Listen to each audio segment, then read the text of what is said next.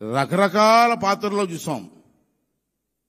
కానీ రామారావు గారిని డిఫరెంట్ గా చూపించిన వ్యక్తి ఎవరంటే అశ్విని దత్ గారు. ఎందుగా మాట్లాడాలని మాట్లాడడం మీకు అర్థమైందా? అతను నిర్మాతగా అతను ఒక ప్రయోగం చేశారు. రామారావు గారు కృష్ణుడు, రాముడు, దుర్యోధనుడు ఇటువంటి పాత్రలు వేస్తారని అందరూ అనుకున్న టైంలో అతనితో సినిమా చేశారండి. అతను ఆ సినిమా ఏంటంటే ఎదురులేని మనిషి. చూశారు ఎవరన్నా? అప్పటి వరకు రామారావు గారు చేసిన పాత్రలకు భిన్నంగా రామారావు గారితో ఎదురులేని మనిషి సినిమా తీసి బ్రహ్మాండమైన విజయం సాధించినటువంటి వ్యక్తి అశ్విని దత్ గారు. పబ్లిక్ ఆశ్చర్యపోయారు, రామారావు గారు ఈ వేషం వేశారా అని. అప్పుడు మేము 10th క్లాస్ చదువుకుంటూ ఉంటున్నాం మేము. తర్వాత యుగ పురుషుడు.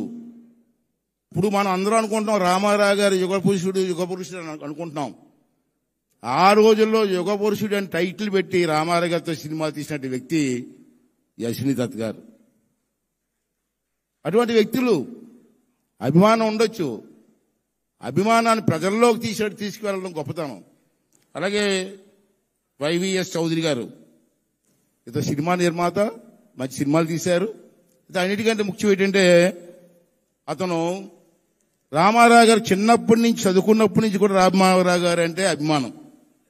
ఇప్పుడు మన సత్యనారాయణ గారు వాళ్ళు అభిమాన సంఘాలు లాగంటూ ఆ రోజుల్లో చౌదరి గారు కూడా అభిమాన సంఘాల్లో పనిచేసి సినిమా ఫీల్డ్కి వచ్చి సినిమాలో రామారావు గారి కుటుంబాన్ని హైలైట్ చేస్తూ అనేకమైన సినిమాలు తీసినటువంటి వ్యక్తి చౌదరి గారు. మరి ఈ అందరికీ తెలుసు ఇవాళ ఈ సందర్భం నాకు ఆనందంగా ఉంది. నందమూరి తారక రామారావు గారు ఒక మాటలో చెప్పాలంటే ఇందాక చెప్పారు యుగ పురుషుడు. దాంట్లో డౌటే ఉందని మీకు చెప్పండి రాలే. యుగ పురుషుడు. నా చిన్నప్పటి నుంచి అతని సినిమాలు చూస్తున్నాను.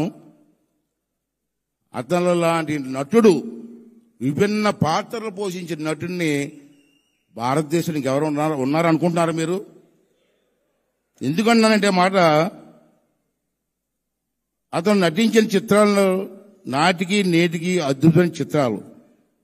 ఒక రాముడుగా, కృష్ణుడుగా, దుర్యోధనుడిగా, రావణ బ్రహ్మగా, ఒకే రాజు పాత్ర అయినా, ఒక బడిపంతుల వేషమైనా అన్ని పాత్రల్లో కూడా ఇమిడిపోయే ఏకైక వ్యక్తి నందమూరి తారక రామారావు గారు.